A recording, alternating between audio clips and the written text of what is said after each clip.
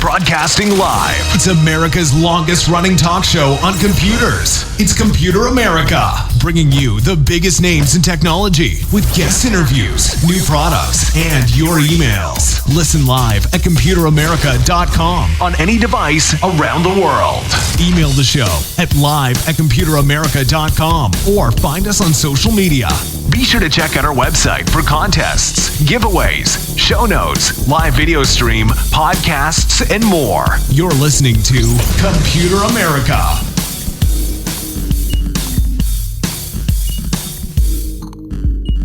Hello and welcome into the Computer America Show. We are the nation's longest running, nationally syndicated radio talk show on computers and technology. Thank you for joining us. I'm your host, Ben Crossman, and everyone out there, thank you so much for tuning in. I hope you're having a lovely Friday. Everything's going well. The assorted weathers that all of you are experiencing, be they all calm. Hey, I hope you're all having a great Friday. Why don't we go ahead and mention a couple things, then bring on our guest, who is none other than our regular correspondent, Mr. Ralph Bond. So let's, of course, mention Computer America. Just got a facelift. If you haven't checked that out, check out the new look at computeramerica.com. And also, if you want to find the show notes, if you want to find links, if you want to find anything and everything that we do here on the show, computeramerica.com is your place for it. With that being said, let's see. Monday we will be observing Veterans Day. So just a heads up for everyone, there will be no Computer America Monday, but Tuesday we will come back with a brand new live episode. And this is about the time of year that we really start to experience, some serious show, I guess, interruptions. Where I think that Thanksgiving Day week we take off Wednesday, Thursday, Friday. So that's a 5-day weekend for us. And then on top of that, on Christmas and the holidays, that is our longest break. And just to, give everyone a heads up that, I think we take off starting like a Friday, so we have like a full week of shows December. But then the 21st through to the 2nd, I think we still take New Year's Day off. So our last show will be December 20th, and our next show will be the 2nd. But don't get too excited, because then just the following week after, we probably won't have a Monday. We probably won't have shows the entire next week from January 6th to the 10th, because we will be live out at CES, and we'll be recording all different kinds of content. We'll be lining up interviews. We'll be getting guests for the show. We'll be recording, kind of smaller things that we'll release to the podcast and the video, and the YouTube channel. But as for live shows, no, we will have reruns, and then of course, everyone that we meet out there, we'll have them back in the studio for a much longer interview. That's kind of our specialty. I thought that we could be walking the floor, but that's not really what Computer America is about. Computer America is about the extended 30-minute, hour-long interviews with some of the industry's most knowledgeable people. And hey, we're gonna play to our strengths instead of just talking to, no offense, love them, but just talking to the PR people for 3 minutes. That's not really what we do. So with that being said, everyone, we will repeat that as time goes on. Just want to give everyone a heads up. Now, he's been waiting oh so patiently in the wings. Let's go ahead, bring him on. The one, the only, Ralph Bond. He is our science and tech trends correspondent. And Ralph, how you doing? Welcome back onto Computer America. And just as he was waving, it actually just disconnected him. So let's see. Wow, that was going so well until it wasn't. Just one moment. We're actually going to try to reconnect to Mr. Ralph here in just a moment. Sorry about this, folks. We're reconnecting to him right now. There we go. Hopefully he is on the line. Ralph, are you there? All right. Yep. All right. So let's try that again. So joining us once again is our regular correspondent, Ralph Bond. He has been a long-time friend of the show, and of course is now our science and tech trends correspondent guest. Ralph, how you doing? Welcome back on to Computer America. I'm doing great. I hope I didn't do something wrong and drop the call. And actually, you and I were talking about a different solution other than Skype. Yes. But I think you actually did do something wrong. And the thing that you did that caused and this is just a fun little tech thing. Yeah. I think you waved at the camera, which everyone on the radio loved that you waved, but you waved at the camera, and I think it caused more data, like it caused the video to hitch, and then it just made the whole connection kind of shut down. Weird. So, and I unmuted. I thought maybe I did the unmuting of the microphone. No, Gosh, I think how weird. Yeah. I think you just made the video portion send more data because of the waving of the hand. Interesting. That's my assumption, and that's what I know. Okay, we'll go with that. Yeah, you're good to go. Welcome back on the computer. How you doing? I'm doing great. I was before we jump into stories, I was thinking about that new movie, The Current War, about Westinghouse versus Edison, and I'm wondering if you've seen the film. I have not. The premise sounds interesting. Yeah, kind of a fun, historical deal, and kind of an interesting thing that Hollywood would think the general public would be interested in something about the story of the AC versus DC, right? Well, and you mentioned it was who against Edison? It was George Westinghouse versus Thomas Edison. Yeah. So many times I only ever hear about Tesla, Nikola Tesla. And Tesla, yeah. Tesla was working for Edison, and they had a very difficult relationship, and finally Nikola goes off on his own.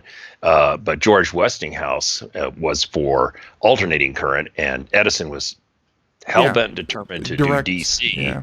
Yes, and so I just saw a documentary on Netflix about George Westinghouse that was very, very interesting and goes through all of that history too. But I thought it was interesting that Hollywood would think that kind of geeky, techie history type thing would be of interest to the general public. The reviews are very mixed. Robert Ebert, the Chicago Tribune. I'm sure, like most, like most historical, I'm not saying it's a straight documentary. Like I'm sure it's had its Hollywood pizzazz done to it. Some things are changed for effect, and some things are changed for, just theatrical. Yes. So I will say that history, for as many changes as Edison kind of gave us, or that we attribute to Edison, the past 10 years or so, we've really turned against Edison. Being 100 or so years past his death, and he's still catching crap for what he did. So weird, so strange. But he was an interesting guy. Let's put it that way. Yeah, and hey, as far as movie reviews go, I think that's something that we can definitely recommend here on the show because, hey, that's the ability to plug anything into alternating current really helped us out instead of having to hardwire everything into direct current. Yeah, well, it all had to do with AC could be transported. It could distances, transmitted, right? Where DC would require the little stations very close together. I'm trying to find the right analogy, but you know what I'm referring to. Yeah, everyone would need their little substations. So luckily, something like that. Yeah, exactly right. If you went with DC, whereas with AC, the genius part of it was it could be transported long distances. And of course, Nikola Tesla had this vision of transporting electricity through the wirelessly. Yeah. So it's a fascinating time period. Absolutely. So go check that out. But you are here for another reason. And although it's very much the same, because that I'm sure that if we were having this conversation 100 years ago, that would be exactly what we'd be talking about. Instead, we are now 100 years in the future, and we are talking about what we can look forward to, and just general tech stories and science, and I dare say one of the more interesting segments we have here on Computer America. So before we get started, why don't we go ahead and just give the folks a little background on yourself, and then a little background on what we attempt to do here on the show with your visits. Sure. As Ben was saying, I've been with the Computer America show for many years now. Gosh, 20 plus years, I guess. Hmm. And I was with Intel Corporation when I first got to know you guys and come on the show and all that good stuff. And then the last about 10 years of my full-time career before I semi-retired, I was with Autodesk, the computer-aided design company, makers of AutoCAD. And my family history, my grandfather was a physicist who worked at Bell Labs and worked with Brandeen and Shockley on the transistor. And then my dad was a chemical and mechanical engineer. So I kind of grew up in a Spockian-like environment. And it was all really great and just developed a huge love of technology. I didn't go into the technology field as far as my education goes. I was in history and art history and all that kind of stuff, but I never lost that love. And I got into tech writing for computer automation, and then one thing led to another with other computer companies. Then again, as I mentioned, to Intel and Autodesk, finishing up my career. So just have a love of this stuff as a super hobbyist, and I just love gathering these stories and sharing them with you and the audience each month. Absolutely. And for anyone out there, so obviously we've changed it. So you used to be able to go out and follow along with us, but now we post the show notes after the show, so that if we need to make any last minute changes while we do the show, we can definitely do that without it being incorrect. But hey, if you're watching the video portion, you can follow along with that, where you can see myself, Perfect. you can see Ralph, and you can see the stories. And if there are any videos or things like that, we'll be sure to play those as well. And without further ado, Ralph, story number one. Yeah, story number one. Well, as you know, and if you've followed our show for the past many years, I have a real fondness for technology that's helping the disabled, or medical technology. That's just one of the things near and dear to my heart. So this first story has a headline, Control a Wheelchair with This Wearable Brain Machine. It's from Geek.com, a story by Stephanie Malo. And if you have the show notes and can see them in the video, it's really interesting. It shows this fella with just a headband on, and then behind the ear, a little bit of circuitry taped on, and then on the back of the neck. Now, it's kind of clunky looking, I give you that, but go with me on this because the implications, I think, are really very positive. So kind of do a shrink down of the article, just highlighting the main points. We have the links in the show notes for you, so you can go out and read the full article. So this is sort of like the greatest hits of the article, okay? So it says, an international team of researchers has developed a fully portable wireless wheelchair control platform. Now, the wearable brain-machine interface offers an improvement over conventional electroencephalography, or EEG, tools for measuring signals in the human brain. So it's one of the field areas of medical research is all about EEG Ralph, control, right? Not to pick on you or anything like that, but both you and I have quite the history of mispronouncing very difficult words, because we cover difficult content. Yes. You pronounce that very, very well. I broke it out. If you could see the show notes, I think or my show notes, because I take the regular show notes and I add little cheat things for myself. I broke it out. Electroencephalography. Perfect. Yeah. Don't try to say that twice, even. Absolutely. Okay. I'm sorry. Go ahead. So how it works? Oh, no worries. So how does this thing work? Scientists combined nanomembrane electrodes, flexible electronics, and a deep learning algorithm to help disabled people wirelessly control a wheelchair or a computer or a small robotic vehicle. So it's not just confined to a wheelchair application. That's another reason why I like this story so much.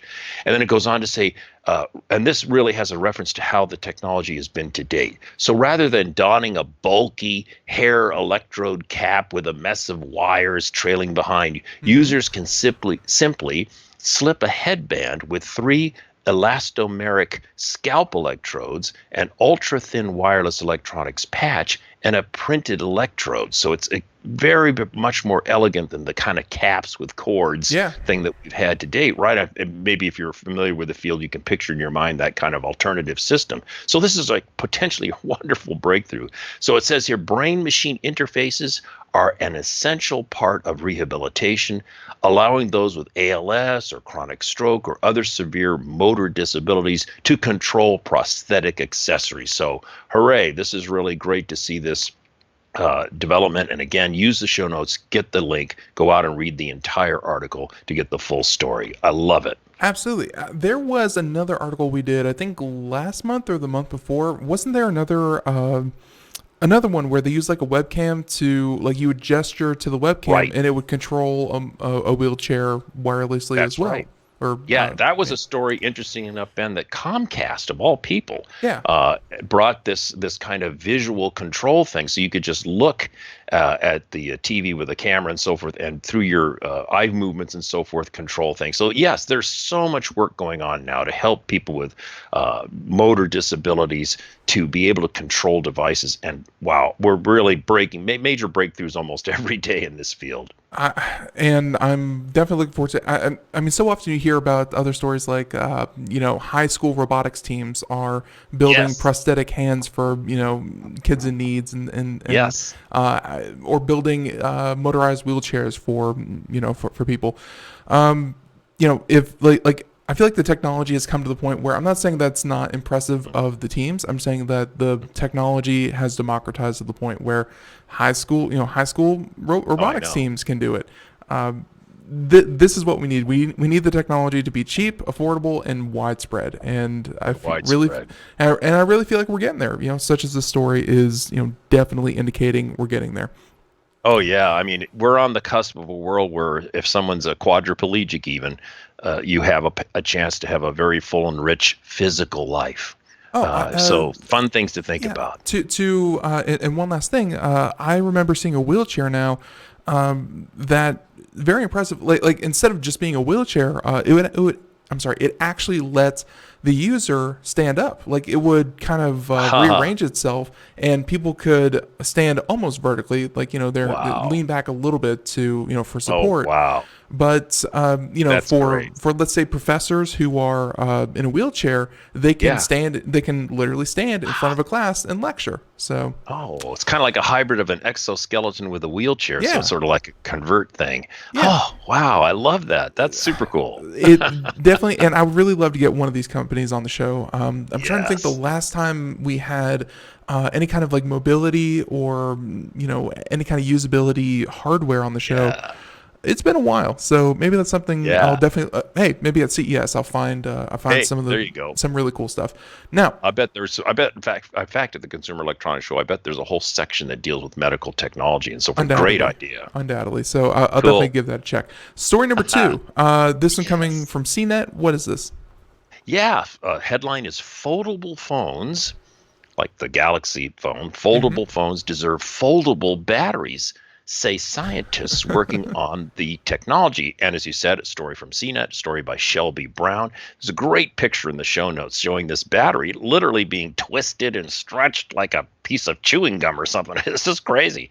So it says here, with foldable display phones coming to the market, such as the Galaxy foldable phones, ideally batteries will need to be more flexible too, right? That makes sense. A research team at ETH Zurich, so over in Europe, of course, have developed a prototype for a flexible thin film battery that can be stretched, bent, and twisted without halting the power supply. That's cool. The battery is built like a sandwich, no surprise, following the design of commercial batteries. So between two stretchable current collectors is a cathode, a hydrogel electrolyte, a silicon-based organic polymer frame and sealing, and an anode. And the possibilities for a foldable battery, of course, go beyond just phones. The batteries could be useful for rollable displays for computers, smartwatches, and tablets, or functional textiles that contain bendable electronics. And the battery in that category could even be sewn into clothing. So once again, one of these breakthroughs that has so many possible uses beyond the simple idea of a foldable phone. And when I saw the picture, I was like, boy, do I hope that's not made out of carbon nanotubes. And luckily, it's not. So we might actually see this one. And I'm trying to see what kind of battery, because of course we have NiCad and lithium ion and things like that. I don't think they exactly said what it would be made out of. Yeah, I don't think they did in the article, as I recall. Right. So that's a great question. It would be interesting to know. But the idea that they've got a functioning battery, Yeah. and whether it's today practical, really applicable right now today is irrelevant because it's just a step in the direction of development. But what a cool idea. And this whole foldable display or roll-outable displays, Hmm. a little segue here for a second. I guess must be 20 years ago or something at Epcot, Intel. I was part of a little group called the PC Dads, and we were doing shows at Epcot in Disney World. And at that time, Intel had a display area, and IBM also, of course, was displaying at this area, the science hall, and they had a rollout display 20 years ago. They were showing what? Huh. So it's really kind of fun to think about, well, how Did that you give technology. those shows, or did you just go to the show as kind of No, it was as an me and observer? Mark Ivy. Me and Mark Ivy were giving these shows. They were kind of fun. It was all part of this sort of consumer outreach we were doing at Epcot and Disney World for a couple of years. It was really a blast. Not every day, all day for years. We'd go out every couple of months or something. It was really a I'm blast. just saying, Florida, and I'm assuming this is Florida or California. Yes. Yeah, Disney World. Yeah. Yeah, Florida. Yeah. So Florida. I'm just saying, in the '90s, I did go to Epcot, and I was a young kid. You might have taught me before you actually taught me, Ralph. That's How about that? that's interesting. There's a real possibility. There's a very real possibility. So What a fun, hoot. Yeah, that's fun cool. story. Now, and of course, just to one more thing on the battery, not so much, of course, for the foldable. That's great. I guess maybe they could make a higher density battery if they can fill more space with, quote, with battery. They don't have to compartmentalize it into one or two parts of a foldable display. That'd be great. What I'm kind of hoping for is a safer battery, because right now you are not allowed to fly a plane that like you can't send cargo on a plane that is lithium ion batteries because they tend to That's right. explode. Yeah. I'm hoping that this makes more durable batteries. If something gets Interesting. dropped or punctured or things like that, maybe this could stand up Yeah. a little bit better than what we currently Yeah. have. So, That's a great point. That's a really interesting angle to the story. if nothing else, durability matters. Now, and hey, as usual, battery changes and battery breakthroughs. Let's wait 5 years and see if it actually makes it to market. Exactly right. Story number 3. What's Oregon? Hey, right in your neck of the woods. Yeah. So I've got 2 Oregon State stories, and believe me, it's not just because I live in Oregon and being kind of self-serving. These are 2 stories we'll find out that are really, I contend, very valid and very interesting. So, Oregon State University studies self-driving car safety using miniature cars. So there's a really clever thing going on here. This comes from their local paper in Corvallis, Oregon, where the school is headquartered. So here's the story. We've got a link for you. Got a picture of this looks like a little RC car, Yeah. right? Like the toy cars. And just real quick, I did not get turned on to this until my more rural family turned me on to it. But they have RC cars that run on gasoline, like not just the rechargeable. Yes. But like that's what this looks like. Is one of those souped up, can go 80 miles an hour Exactly RCs. right. You're exactly right. Those RC cars are electric, of course, but they go all the way up to full-on gas engine ones that are just beasts that can go really fast. Anyway, so a couple of highlights from the story. The College of Engineering at Oregon State is helping to lead an effort to explore the safety, performance, and security of driverless cars. The creative twist, though, is they are using small, toy-like cars, so they look like remote-controlled cars, okay? But they're actually using the autonomous technology to steer the cars. I want to make that clear. Mm-hmm. The research is being supported by a $1.5 million grant from the National Science Foundation.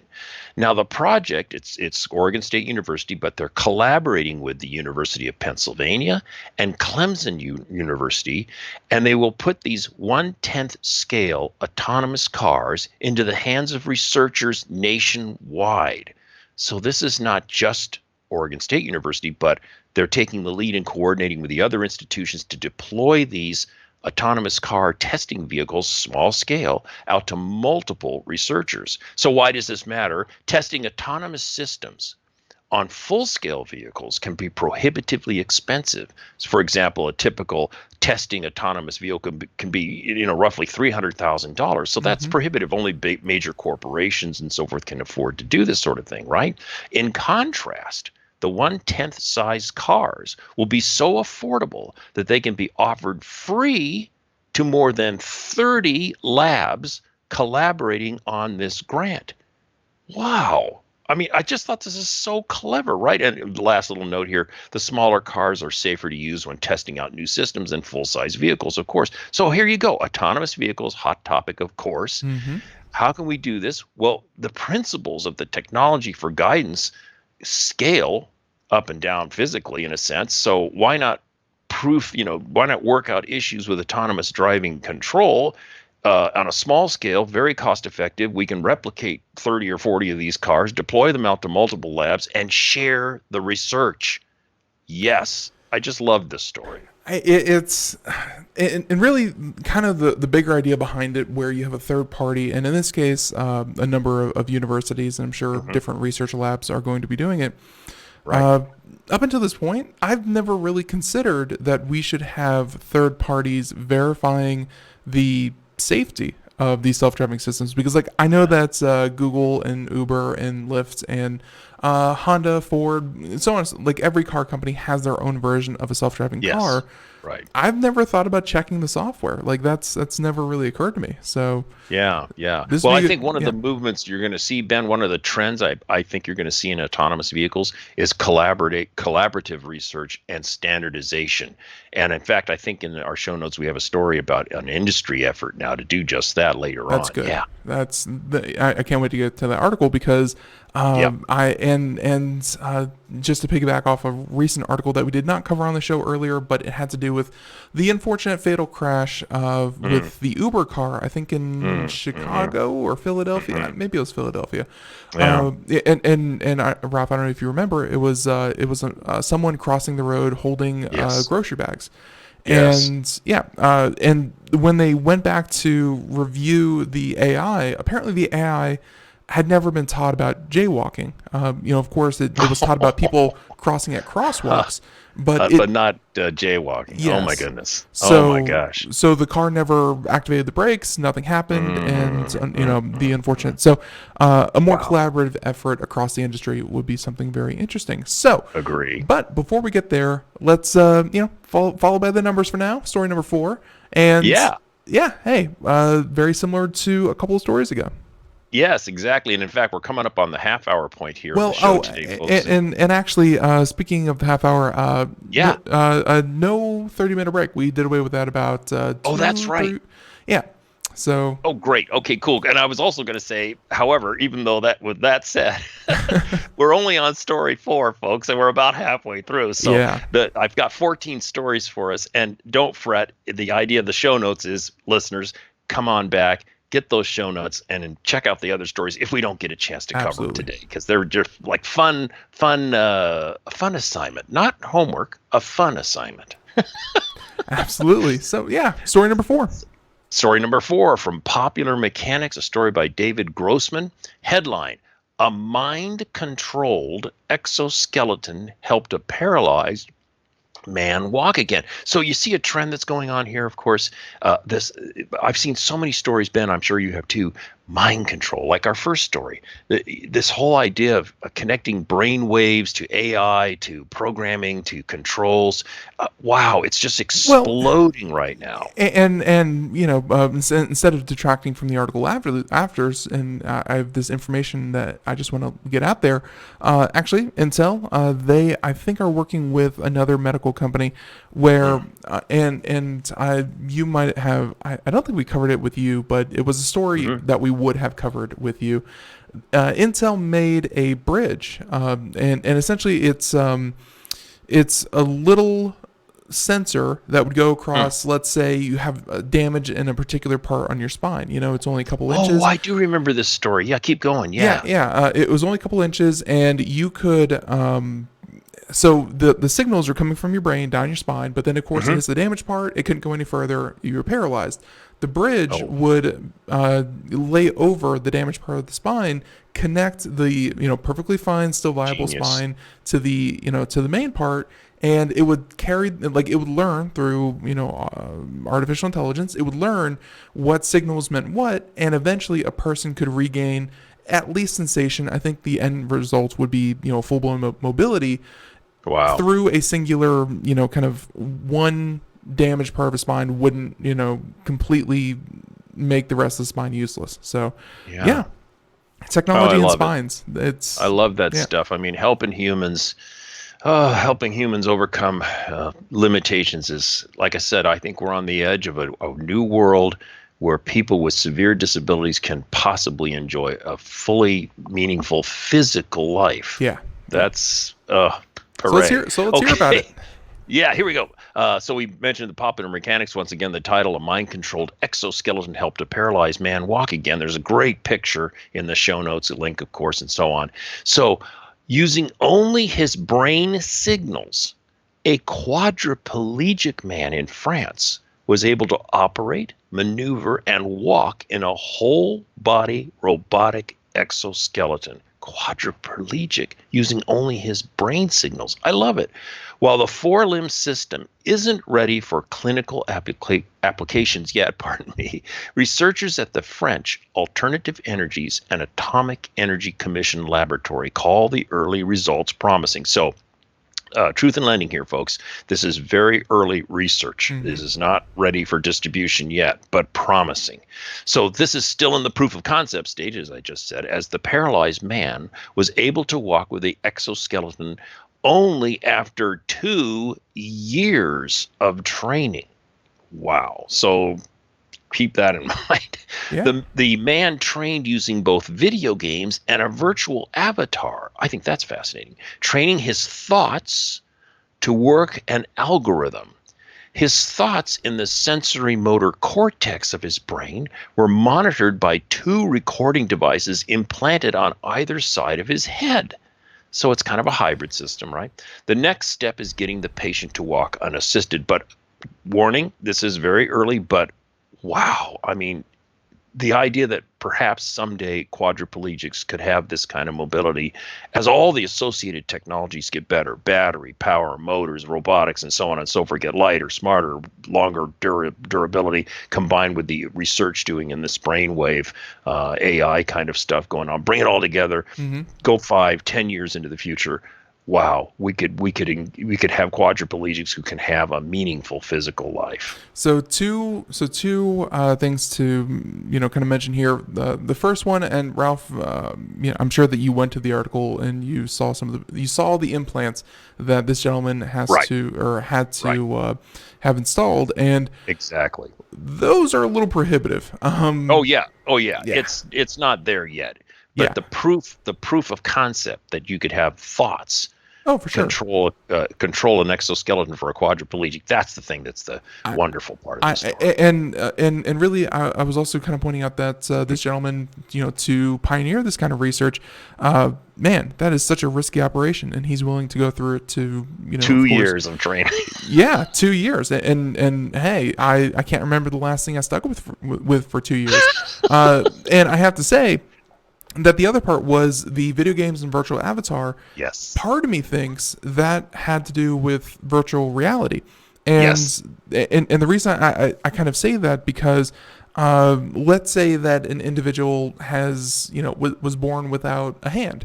And the doctor who's training the AI to, for the person to get a bionic hand, they say, all right, flex your fingers. And then they go, what fingers, how, where, like they've never had the fingers. They don't know, like there's no muscle. Yeah. There's no relay. I think that when when you put on the virtual avatar and you have a virtual avatar that has fingers and you can manipulate that in certain ways where, the doctor could join you in virtual space and start flexing your virtual fingers, then your brain starts to enforce those pathways that you may have never, developed. More than just video games. I'm sure it was highly, highly specific, well-made, kind of research games. So yeah, and you make a good point, Ben. That it's a kind of a constellation of technologies coming together. It's all coming together like this. It's so, and the creativity of researchers to go, what if we did this, and what if we used, VR goggles to train the patient, and on and on. I marvel at the creativity. And I think Intel had a part in this, so you may recall, but I know it was a product by Microsoft, Microsoft Connect. And of course, yes. Yeah, and really that was like if you want to know when research really started taking leaps and bounds, like, and I'm sure that lots of good research has been done, but when any research facility could buy a software development kit for an Xbox Kinect. Yep.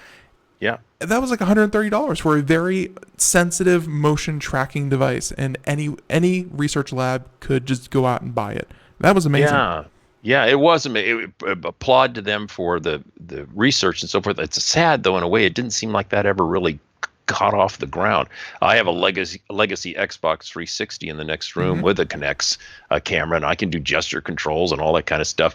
But it just didn't get off the ground. so I think what you're referring to here is just that everyday consumers didn't take to gesture control, and I think that has to do with the fact that there's a camera in your living room, in your safe space, that kind of thing. But I would also kind of argue that with digital assistants, Google, Alexa, so on and so forth. Yes. That is a direct successor. Like, they took out the camera, but they left the microphone. So yeah, there's that new Google Nest desktop little screen device, right? In the TV commercials, the woman's going, look, I can just stop the video, start it again, start, and it's gesture control, to your point. Yeah.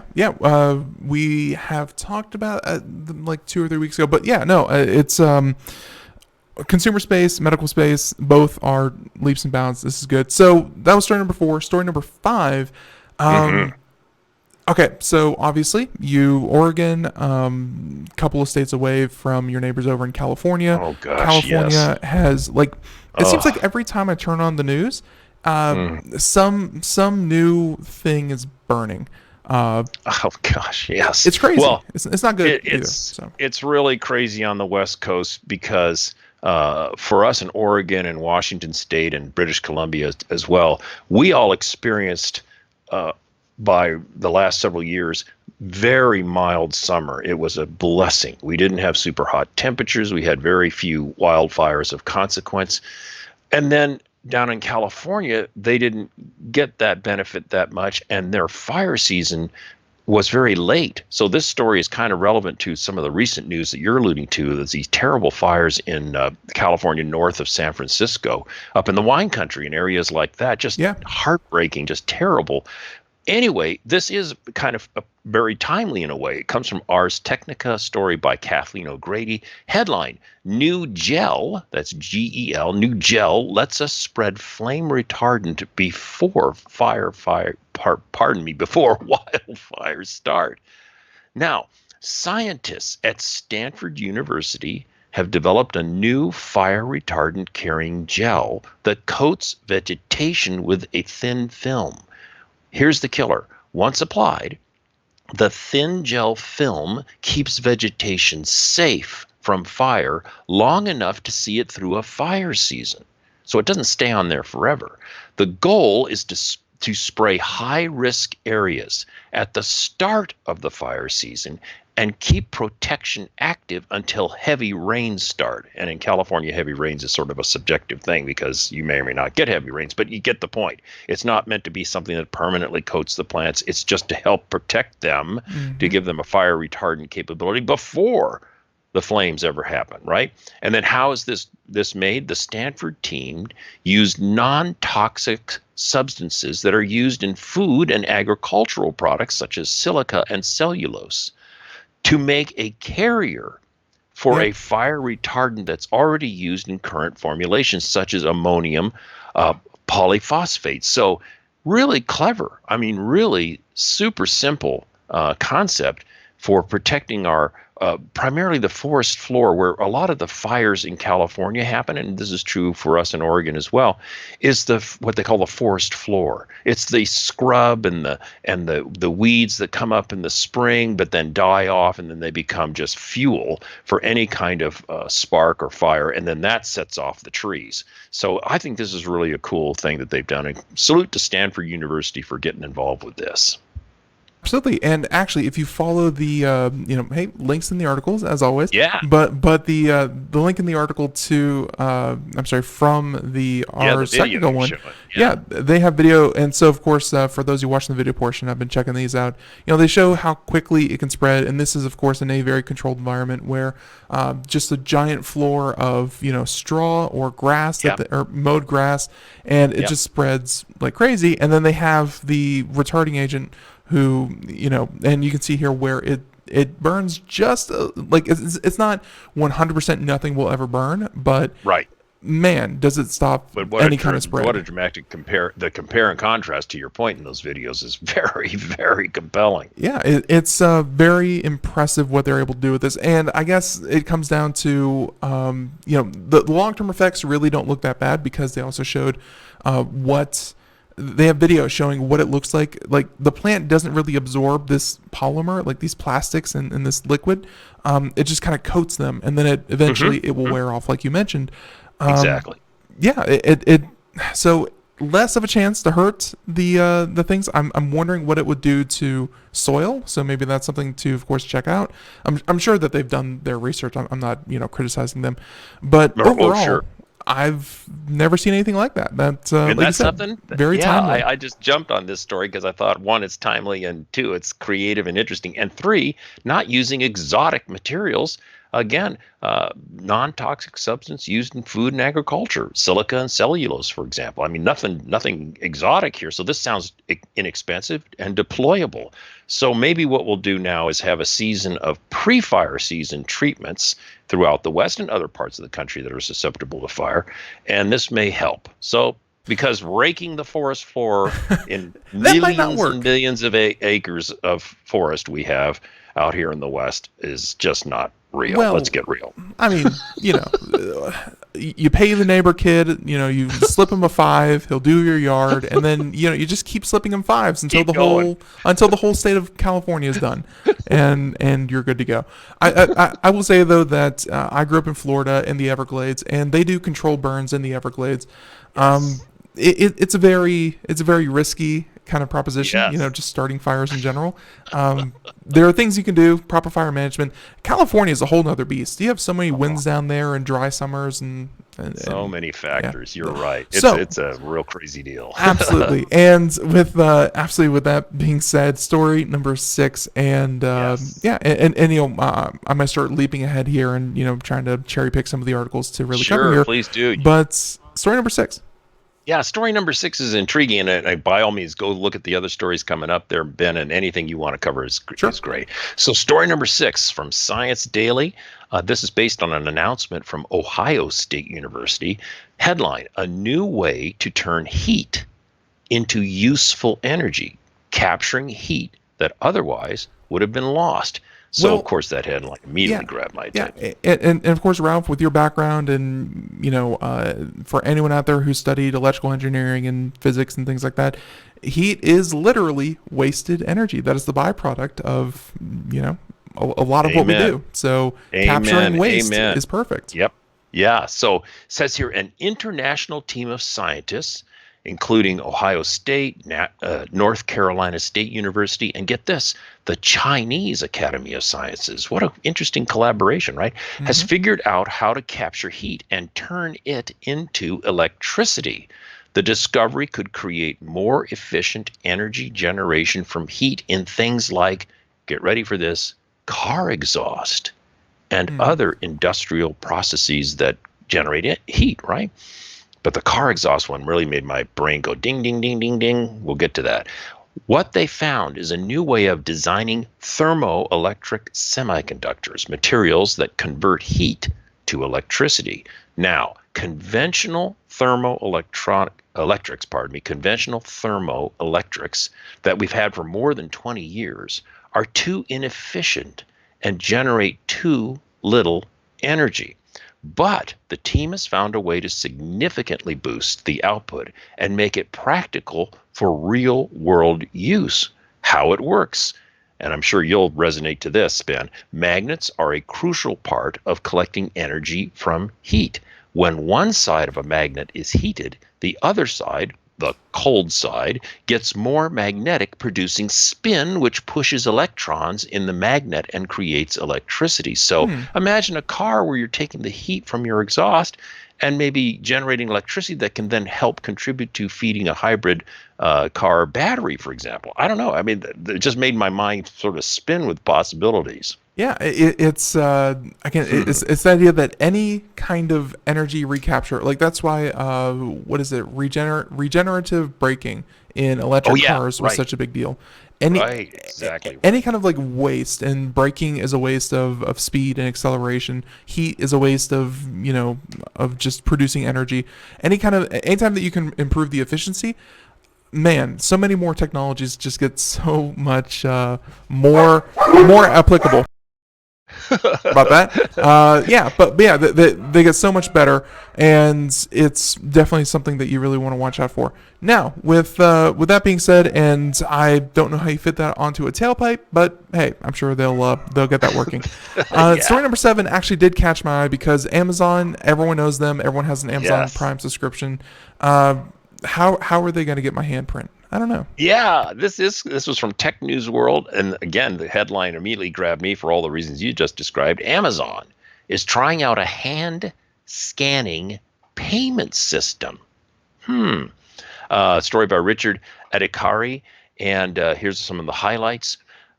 Amazon, now this is reportedly, Amazon hasn't officially announced this themselves, but there's been some kind of leakage, if you will, out there in the industry. So Amazon reportedly is testing scanners that can identify a human hand to use as a payment method for in-store purchases. So not your thumbprint, not your eye print, no, your hand. The company plans to introduce the system to some Whole Foods stores by the beginning of 2020. It's not that far away, obviously, right? The high-tech sensors used in the pilot scanner apparently do not require consumers to physically touch the scanning surface. That's nice for germaphobes, right? Yeah, cleanliness. The system uses computer vision and depth geometry to process and identify the shape and size of each hand scanned before charging a credit card already on file. I never thought about, I mean, we all know our fingerprints are unique, right? Yeah. But I guess our hand shape, size, dimension, and so forth is unique enough. If you have enough data points, enough data points to unique enough to say this is Ralph Bond and not Ben, right? The whole hand scanning system reportedly can process charges in less than 300 milliseconds compared to the 3 to 4 seconds required for a regular credit card transaction. So stay tuned. Whole Foods stores, we might see these pilot scanners out there, and it's a very interesting idea. We'll see. A big scanner, kind of the only thing I can think of on like counter space and so forth, that's going to be a large platform kind of thing. But other than that, I think it's pretty cool. So for anyone out there who would be, interested in that kind of thing, I have to say that, it is right here on October 29th, we just had BioKey on the show, and they're one of the industry leaders in making fingerprint scanners. And they also have, they said they don't do palm scanning anymore because that's that's kind of outdated technology. And it was just a full hour of iris scans and finger scans, how it works, why it works. Is it possible to rip out someone's eye and use that to scan someone's iris? Things like fun things like that. We actually talked to the CEO of the company, and it's. The whole industry is getting better at reading things. I did not hear the gentleman from BioKey actually talk about, the way that the Amazon is doing it, but I guess they're doing it. And really my assumption is that people wouldn't trust Amazon with their fingerprints, because a fingerprint is about as, non-changing of a password as you could have. But I mean, the shape of your hand, no one else takes that reading to access any kind of information, whereas people may have a lot of reasons to keep their fingerprint to themselves. That's interesting. So that's a good point. I think they did palm kind of hand scanning as opposed to, and I don't even want to say palm scanning, hand scanning as opposed to fingerprints, because there's no information in Ralph, I don't know about you, there's no information in my life that given the dimensions of my hands you can get my credit card or anything like that. Exactly. Not at this time. Absolutely. Hey, maybe people will be able to scan my hand and they'll be able to get into my Amazon account. So that would be awful. Anything's possible. Now, so I looked through a bunch of stories, and I would really like to do the other Oregon story. Depending on how great. fast we could do that, because I also wanted to get in Waze and Waze and Google with their self-driving car, and the kind of tote that follows you around, which is the last story in the show notes. So let's do story number 9, and then we'll hop on down to story number 13 and 14. Great. As mentioned earlier in the show, we have 2 stories from Oregon State University in today's show. Just love this one because it's near and dear to my heart, because the last 10 years of my career, I was with Autodesk, as I mentioned, and I was in the architecture, engineering, and construction part of the family. So this story really resonated to me. So here's the headline from their press release. Oregon State University celebrates grand opening of AA Red Emerson Advanced Wood Products Laboratory. And you'll see what the story is all about. So little background here. A hot topic in the world of construction technology today is the use of advanced wood structural products in the construction of high-rise commercial buildings. So we're talking about wood being used in high-rise buildings, not for decoration, but for structural purposes, folks. So a big step forward is the grand opening of the Advanced Wood Products Lab, which took place on October 10 at Oregon State University. Now, it's a 17,500 square foot facility dedicated to furthering research and collaboration in the timber design, engineering, fabrication, and construction sectors. And the facility will be the new home of what's called the Tall Wood Design Institute, which is an interdisciplinary partnership between Oregon State University's colleges of forestry and engineering and the University of Oregon's College of Design. So 2 Oregon institutions collaborating in this case. Now, via email, I got some additional details from Evan Schmidt, who's with the Tallwood Design Institute, about the research areas they will pursue, which include cross-laminate technology. In the world of wood construction, this is a big deal right now.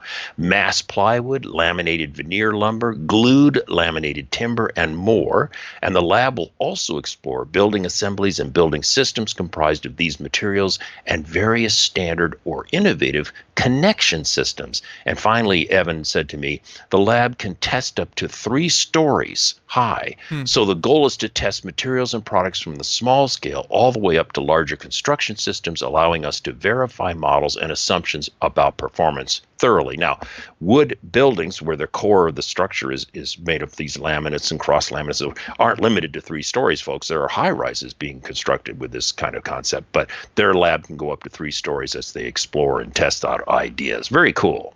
Absolutely. It's and I definitely like how they put that line in there, to verify models and assumptions, because in the science world, it's not just enough to say water is wet, because unless you have controlled for all variables and unless it's been published in a peer-reviewed journal, we don't know that water is wet. We assume water is wet. That's right. Very much the same thing. Like, we know that plywood is strong. We know that it can support usually up to X amount of pounds. But here, they can make it, they can test it, and they can actually, quantify all that kind of thing. So very, very important. Let's go ahead and skip on down to story number 12. And you got it. And I said 12 and I'm sorry, I said 13 and 14. 12 and 14. That's what I meant. Okay, you got it. So number 12. Actually, no. Since we mentioned it earlier, and I'm actually reading 13 just now, let's skip over to 13. So 12, and if you just want to read the headline of 12, just so people can go check that out if they like. Oh, sure. I think 13 is more important. Sure. Real quick, 12 is Waymo will test self-driving cars in Los Angeles, a great example of this ever march forward on autonomous vehicles in our cities. And then you want to go to 13, did you say? Yes. Because it's 13. Yeah. This fits right into what you were saying about, you really like the story about Oregon State University and this collaboration with other institutes to standardize on autonomous vehicle research and technology. Bingo. Here's a story that falls right into that category from TechCrunch, a story by Daryl Ethington. And the headline is Toyota, GM, NVIDIA, Bosch, and others form a new autonomous driving tech consortium. This is great. Recently, a new industry effort called the Autonomous Vehicle Computing Consortium was announced. The industry group includes ARM, Bosch, Continental, GM, Toyota, NVIDIA, NXP, and Desno, collecting top automakers along with some of the leading chip makers and tier 1 suppliers in the automotive industry today. So it's a multifaceted industry collaboration. The group's goal is to work together in order to, quote, solve some of the most significant challenges to deploying self-driving vehicles. The first step for the new group will be creating a set of recommended specifications. Hallelujah, standardization, right? These specs will outline what size, temperature, power consumption, and safety standards an autonomous vehicle system architecture and computers should adhere to. And the idea is that by arriving at some baseline standards, the group will be better able to move from prototyping to manufacturing and deploying autonomous vehicles at the scale where they will truly become a viable commercial enterprise. Hallelujah, this is a step in the right direction. Collaboration, standardization. There are a lot of companies that are obviously not in this consortium that they founded. There's going to be a lot of competing, I guess, kind of technologies. And Ralph, I don't know how familiar you are with, of course, we talk about artificial intelligence and machine learning all the time. Right. But I think a lot of people would be surprised to know this. No one really knows how they work because they train themselves. There's not an individual saying, okay, machine, learn this way. Essentially, they give it parameters. They say, here's your end goal. Here's a bunch of data. Figure out how to get from point A to point Z. Machine learning, yeah. Yeah, exactly. And then point B through X, Y, Z. Yeah. So from get from A to Z, and scientists really don't know B to Y. Like, that's all kind of the secret sauce of this machine learning stuff. So that's the part where I'm getting a little nervous about, is that everyone has their own secret driving algorithm, and I don't know whose is going to be the best. I'm just all hoping that there's some parity between, like, I hope they're all on the same level at some point, Right. Especially when you're talking about vehicles on the road and people's lives. Yeah. That's you do not want these giant, fast vehicles not knowing what a pedestrian is. That's or they thirst for blood. Okay, speaking of which, speaking of thirsting for blood, story number 14, and I'm joking, that has no bearing on the story.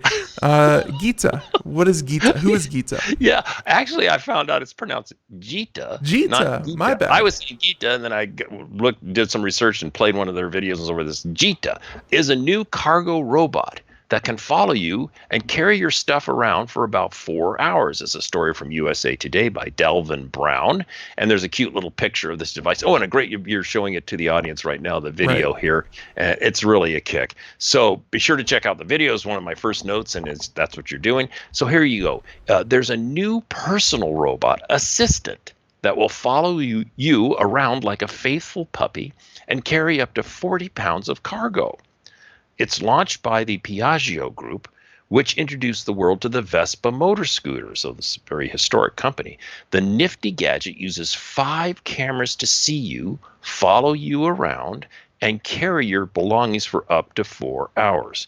It's similar to the Robotics smart suitcases that trail behind you at an airport, but with an entirely different exterior design. And then, to me, this is my personal note, it kind of looks like a big orange pumpkin with an open top and 2 large side wheels.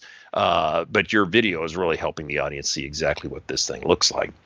Now, operating Jita is simple. You just press one button to turn it on, one button for the cameras to scan your legs. It's that scanning. That's how it tracks your movements. And then you're off and walking. According to the article, it does a pretty good job of following you and recognizing when you change direction. Now, reality check. This is a device really only intended for flat and firm surfaces. It's going to be available November 18. You can go out to mygita, mygita.com, mygita.com. The price is also perhaps prohibitive, $3,250. Now, you can say to yourself, gosh, can't I just pull a little cart behind me and so forth? You can if you're able-bodied. So what made me resonate to this would be maybe special situations where a worker is already carrying a backpack and carrying a tote alongside them, and then they still need more equipment and gear to do their job. This kind of device could be something that's a follow-on companion, or someone with disabilities who cannot perform that but needs something to transport materials around with them for their job or around their home or whatever the case may be. I grant you that it's expensive, but I think there's potential in the concept of the leg scanning to follow you. I thought was intriguing. So obviously on their salary, they would not be able to afford this, but you know what subset or which subset of employees always really, I always felt bad for them. And it was teachers, because I would always see them going from classroom to classroom, especially the ones that didn't have their own particular homeroom. They would have to go from classroom to classroom, and they would have to carry, 7 classes worth of papers. And they had, some of the teachers had carts. They had to carry all their supplies with them. It was just like they would struggle every single day. And I was thinking that, most schools are ADA compliant, so for wheelchairs and things like that. Something like this, and especially for the teachers who can't tote around that much or have difficulty, this would be so cool, and it looks safe enough for a school environment. So yeah. So it's on multiple levels. I thought it was clever, interesting, and it's always a case, Ben. So often you and I talk about technologies that, for their immediate purpose and use, you might say, "Well, I don't know, sure, I'm going to spend $3,000 or something to follow me around." But wait, stop. Think about the possibilities, other uses, and so on. That's when it gets exciting. Absolutely. And of course, the underlying technology of, just having something follow you very closely. Yeah. Very good. Ralph, we are actually out of time. The music is playing softly in the background, and I just want to say that we're going to wrap up here. Everyone, if you want to find out more, you can, of course, Ralph Bond Wicks. We'll have a link in the show notes to his website if you want to check out what he's up to. Or, of course, computeramerica.com. We'll have links to everything. Ralph, until next time, I want to say thank you so much. Oh, it's a blast, and the new website looks great, by the way. Thank you. And hey, we'll have to coordinate around the holidays and of course with CES. But hey, looking forward to it. Ralph, until next time. See ya. Bye. And everyone else, have a good one. Oh, again, no show Monday. Everyone, see you Tuesday. Bye, everyone.